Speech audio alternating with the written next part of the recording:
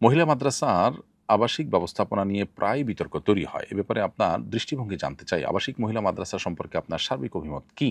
আমাদের বোনদের দিন শেখার অধিকার আছে, প্রয়োজন আছে।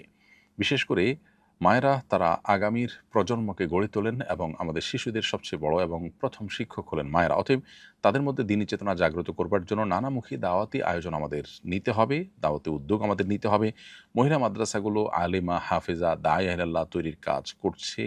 এটা জোরালোভাবে করা উচিত। এটা নিয়ে ভিন্ন মত করবার খুব বেশি কারণ দেখি না। তবে আবাসিক যে ব্যবস্থাপনা সেটি আসলে মাদ্রাসায় মেয়েদের জন্য হোক বা ছেলেদের মাদ্রাসা ছোট বাচ্চাদের জন্য হোক, এসব ক্ষেত্রে সর্বোচ্চ সতর্কতা অবলম্বন করা জরুরি, যাতে করে কোনো প্রকার অনাচার এবং কোনো প্রকার অন্যায় কিছু ঘটতে না পারে।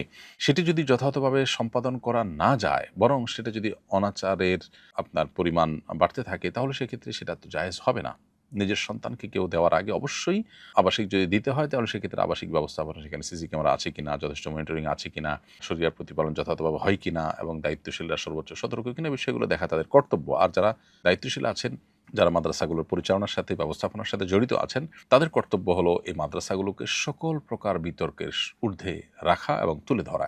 এগুলো যদি করা যায় তাহলে এটা অবশ্যই প্রশংসনীয়। আর যদি সেগুলো তারা যথাযথভাবে করতে না পারেন, তাহলে তো ভালো কাজ করতে গিয়ে তারা বরং গুনাহের কাজে লিপ্ত হওয়ার আশঙ্কাও রয়েছে। কাচের চুড়ি পরার ব্যাপারে শরীয়ী কোনো নিষেধাজ্ঞা আছে কিনা? আমার শ্বশুর বলেন কাচের চুড়ি পরা নাকি হারাম, এর আওয়াজ নাকি বাদ্যযন্ত্রের মতো। এই প্রশ্ন উত্তর হলো যে কাচের চুড়ি পরা এটা শরিয়ার দৃষ্টিকোণ থেকে নাজায়েজ কোনো কাজ নয়। কেউ যদি নিষেধ করে থাকেন, সেটি একান্তই তার না জানার কারণে তিনি বলেছেন বা ধারণা থেকে তিনি বলেছেন। কাচের চুড়ি একটি আরেকটির সাথে ঘর্ষণের ফলে বা স্পর্শ হওয়ার ফলে যে আওয়াজ সৃষ্টি হয়, সে আওয়াজটার কারণে এটা বাদ্যযন্ত্রের আওয়াজ মনে করে এটাকে নিষিদ্ধের আওতায় ফেলার কোনো সুযোগ নেই। মানুষের দৈনন্দিন জীবনে দুটি পাতিলের সাথে পাতিল বহন করতে গিয়ে, রাখতে গিয়ে এরকম আওয়াজ তৈরি হতে পারে। এরকম আরো বহু আওয়াজ তৈরি হতে পারে। এগুলোকে শরিয়া আমাদের জন্য নিষিদ্ধ ঘোষণা করেনি। বিধায় এটা যদি কেউ বলে থাকে, সেটা তিনি বাড়াবাড়ি করেছেন। তবে কোনো চুড়িতে যদি কখনো কোনো বাদ্যযন্ত্রের আওয়াজ যদি সেখানে সেট করা থাকে আর সেটা বাজে, সেটা তো ভিন্ন বিষয়। সেটা নিষিদ্ধের আওতায় পড়বে। বিবাহের অলিমা কখন করা সুন্নত? বিবাহের কত দিনের মধ্যে অলিমা করা যাবে? উত্তর হলো বিবাহের আগের সময় থেকেই মূলত অলিমা করা যায়। তবে রাত্রি যাপনের পর অলিমা করা উত্তম এবং মুস্তাহাব। আর নববধূ যতদিন নববধূ থাকে, নববধূর আবহাওয়া পরিবেশ থাকে, ততদিনের মধ্যেও অলিমা করা যেতে পারে। অতএব অলিমা করার বিষয়টি একেবারে নির্দিষ্ট একটা সময়ের জন্য ফিক্সড, এর একটু আগে বা পরেও করা যাবে না, ব্যাপারটা সেরকম না। যদিও উত্তম সময় হলো রাত্রি যাপনের পর। বাসার ছোট শিশুরা পেশাব করার পর পানি ব্যবহার করে না, যার ফলে তাদের কাপড়ে পেশাব লেগে থাকে। এমন শিশুদের কোলে নিলে আমার পোশাক বা শরীর নাপাক হবে কিনা? নাপাকি লেগেছে কিনা এ বিষয়ে নিশ্চিত না হলে বা কাপড় শুকনো থাকলে পবিত্রতার বিধান কি? খুবই গুরুত্বপূর্ণ একটি প্রশ্ন। প্রিয় দর্শক, এই প্রশ্ন উত্তরে বলতে চাই, আমাদের ছোট শিশুরা পেশাব করার পর যদি তাদের প্যান্টে, কাপড়ে পেশাব লেগে থাকে, ভিজে যায়, প্রথমত সেটি শুকিয়ে যাওয়ার পর যদি আমরা তাদেরকে কোলে নেই এবং এর কোনো দুর্গন্ধ আলামত কোনো কিছু আমাদের কাপড়ে, পোশাকে সেভাবে দৃশ্যমান না হয়, তাহলে সেক্ষেত্রে আমরা পবিত্র আছি, আমাদের পোশাক আশাক নাপাক হয়নি, সেটি আমরা ধরে নিব এবং সেটি পাক হিসেবে বিবেচিত হবে। আর যদি তাদের পোশাকের যে আর্দ্রতা বা নাপাকি, সেটা আমাদের কোলে নেওয়ার ফলে যদি আমাদের শরীরে বা কাপড়ে লেগে ভিজে যায়, তাহলে সেক্ষেত্রে অবশ্যই যে অংশটুকু ভিজেছে সেটুকু নাপাক হিসেবে বিবেচিত হবে এবং সেটি ধুয়ে পাক করতে হবে। এভাবে আমরা পবিত্রতার বিধান নির্ণীত করব ইনশাআল্লাহ তাআলা। আর যদি নাপাকের কোনো আলামত না থাকে, শুকিয়ে গেছে, সেরকম হালকা ভেজা যেটুকু, সেটুকুর কোনো ভেজা ভাব আমাদের কাপড়ের শরীরে আসেনি, তার ফলে অপবিত্র হয়েছি আমরা বা আমাদের কাপড় অপবিত্র হয়েছে, সেই রকম কোনো বিধান প্রযোজ্য হবে না। এরপরে প্রশ্ন হলো, কুপ্রবৃত্তি নিয়ন্ত্রণ করার উপায় কি? কুপ্রবৃত্তি নিয়ন্ত্রণ করবার জন্য আমাদেরকে নিজের বিরুদ্ধে নিজের সংগ্রাম চালাতে হবে। অর্থাৎ নিজের নফস বা আমার প্রবৃত্তি কোনো কিছু চাইলেই সেটা আমি করব, ব্যাপারটা সেরকম না। যদি সেটি নিষিদ্ধ হয়, হারাম হয়, তাহলে সেটা থেকে বেঁচে থাকার জন্য আত্মসংগ্রাম চালাতে হবে, মনের বিরুদ্ধে চলার চেষ্টা করতে হবে।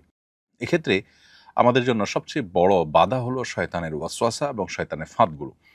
এজন্য একজন ইমানদার কুপ্রবৃত্তিকে নিয়ন্ত্রণে রাখবার জন্য নিজের প্রচেষ্টার পাশাপাশি শয়তান যেন কোনোভাবে তাকে দুর্বল করে ফেলতে না পারে, শয়তান যেন কোনোভাবে তার উপরে প্রভাব বিস্তার করতে না পারে, সেজন্য সচেষ্ট থাকতে হবে।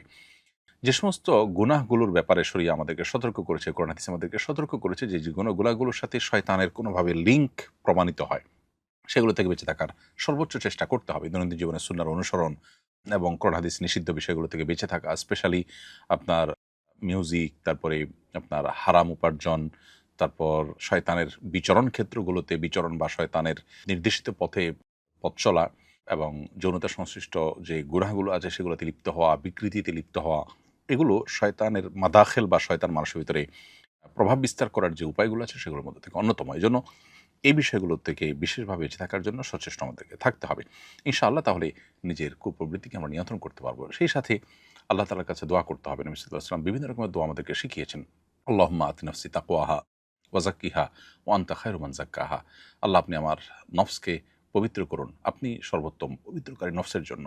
এছাড়া নবী সাল্লাল্লাহু আলাইহি ওয়াসাল্লাম দোয়া শিখিয়েছেন আমাদেরকে, আল্লাহুম্মা আলহিমনি রুশদি, আল্লাহ আমার নফসকে, আমার প্রবৃত্তিকে ভালো কাজে চলার জন্য আপনি পথনির্দেশ করুন, এবং ওয়ালা তাকিলনি ইলা নাফসি তরফাতে আইন, আল্লাহ আমার নিজের প্রতি, অন্য আরেকটা দোয়ার অংশ এটি, ওয়ালা তাকিলনি নাফসি তরফাতে আইন, আল্লাহ আমার নিজের নফসের কুপ্রবৃত্তির গোলাম যেন আমি না হই, সে যেন তার কথা মতো যেন একটা মুহূর্ত আমি না চলি, বরং কুপ্রবৃত্তি বা খারাপ মনোবাসনা যেটি, এটি থেকে যেন আমি বেঁচে থাকতে পারি। সেজন্য নবী আলাইহিস সালামের শেখানো যাবতীয় দোয়াগুলো আমরা আল্লাহর কাছে নিবেদন করবো ইনশাআল্লাহ তাআলা। আমি আলট্রাসনোগ্রাফি ডাক্তার। বিভিন্ন নারীদের আলট্রাসনোগ্রাফি ফুটেজ আমি আমার পেজে আপলোড করে ডাক্তারি পরামর্শ দিতে চাচ্ছি, যাতে আমার কাছে আলট্রাসনোর জন্য বেশি রোগী আসে। এক্ষেত্রে রোগীর শরীরের বাইরের কোনো অংশ দেখাবো না, শুধু পেটের ভেতরের অংশ দেখাবো। এবার ভিডিও বানিয়ে কি আপলোড করা যাবে? যেহেতু এটা আসলে পর্দার অন্তর্ভুক্ত নয়, আলট্রাসনোগ্রাফিতে যে শরীরের ভেতরের অংশ দেখা যায়, এটা বিশেষ করে আপনার সাধারণ যে আলট্রাসনোগ্রাফি হয়ে থাকে সেখানে আবসা আবসা যে শুধুমাত্র ডামি টাইপের কিছু শরীরের ছাপটা বোঝা যায়, এটা আসলে চোখের পর্দার আওতাভুক্ত নয়। এটা দেখলে গুনাহ হয়, ব্যাপারটা সেরকম না। তারপরও অনেক ক্ষেত্রে এটা মানুষের প্রাইভেসির বিষয় হতে পারে, বিধায় আপনি কী ধরনের জিনিস দিতে চাচ্ছেন সে বিষয়টা আরেকটু স্টাডি করে তারপরে আপনার এই সিদ্ধান্ত নেওয়াটা ভালো মনে করছি আমি। প্রয়োজনীয় বিষয়ে ভালো কোনো আলিমের সাথে আপনি সরাসরি সাক্ষাৎ করে বা ডিটেইল আরেকটু খুলে বলে দেখিয়ে কিছু নমুনা, তারপর আপনি এ বিষয়ে পদক্ষেপ নেওয়ার জন্য আপনাকে আমরা পরামর্শ দিব। সন্তানের নাম পরিবর্তন করলে কি পুনরায় আকিকা দিতে হয়? না, আকিকা একবারই হয়, আকিকা একাধিকবার হয় না। বিধায় সন্তানের যদি কোনো কারণে ভুলভাল নাম রেখেছেন, এটাকে সংশোধন করতে হলো, পুনরায় নাম রাখতে হলো, তাহলে তার জন্য আলাদা করে আর আকিকা দেওয়ার প্রয়োজন নেই। বরং আকিকা আগেরটাই চলবে, আর আপনি নাম শুধুমাত্র অর্থবহ কোনো নাম না রেখে থাকলে বা নিষিদ্ধ শরিয়াত আলোকে এরকম কোনো নাম রেখে থাকলে পরবর্তীতে যখন জানতে পারবেন সেটিকে আপনি পরিবর্তন করবেন। এর জন্য অফিসিয়াল প্রসিডিউর যা আছে সেটা আপনি মেনটেন করবেন, কিন্তু আকিকা দেওয়ার কোনো নির্দেশনা আর নেই। আপনি নামটা পরিবর্তিত হয়েছে যে মানুষকে জানাবার জন্য যদি খাবার দাবার আয়োজন করেন, সেটা একান্ত আপনার ব্যাপার, কিন্তু শরীয়ত আপনাকে আলাদা কোনো আকিকার নির্দেশনা দেয় না নাম পরিবর্তন করা উপলক্ষে। আসুন্নাহ ফাউন্ডেশন, উম্মার স্বার্থে সুন্নাহর সাথে।